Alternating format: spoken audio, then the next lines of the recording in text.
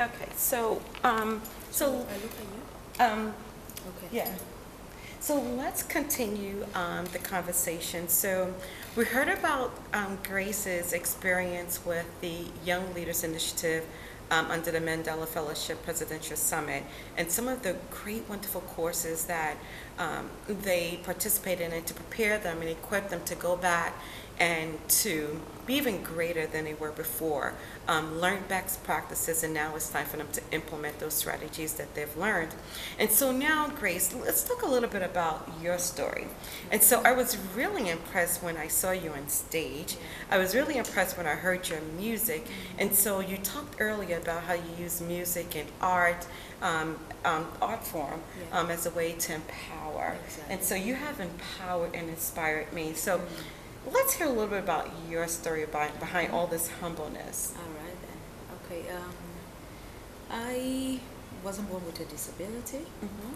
It happened somewhere along, the journey of my life. Mm-hmm. It happened on the 7th of January 2002. I was on my way back home from choir rehearsals, and then I was knocked down by a drunk driver. Oh no. Yes. Sustained spinal injury. In fact, right there on the spot of the accident, they actually thought I was dead.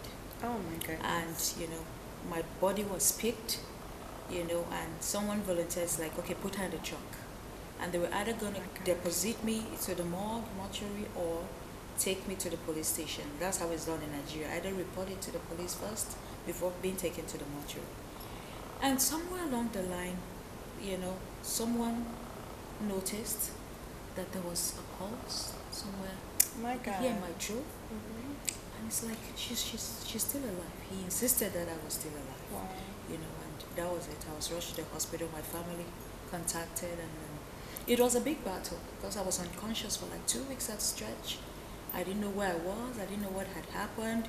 Finally, when I gained consciousness, woke up, I realized that, I had sustained an accident, spinal injury, and the doctor said I probably would never walk again for the rest of my life. Wow. Which was very devastating because I was just at the prime of my life. I was 21 when it happened. Wow. Just, I just became like let me use the word, young lady, started to start my life all over, like anew. So it's been 13 years now, and that influenced, the advocacy part of me to speak up for the rights and protect the rights of persons with disability, because before it happened, I never bothered about them. Like, I didn't even have a friend who had a disability, so I had no idea what their world was like. So you get introduced to a whole different society altogether. Exactly. So I had to learn to live life all over again as a woman with disability, accessing my environment, having to cope with attitude from people. The discrimination, the level of discrimination is way up there, is high. You can't even imagine it. And it brought out this part of me that whenever I have the opportunity, to sing on stage, because then I was an active member of the choir, leading solos, attending concerts. So I'm like, whenever I have the opportunity to sing on stage, I'm going to talk about why it's important to make our environment accessible for persons like me to be able to cope in an environment, starting from the church environment, the workplace, the school, everywhere in the society.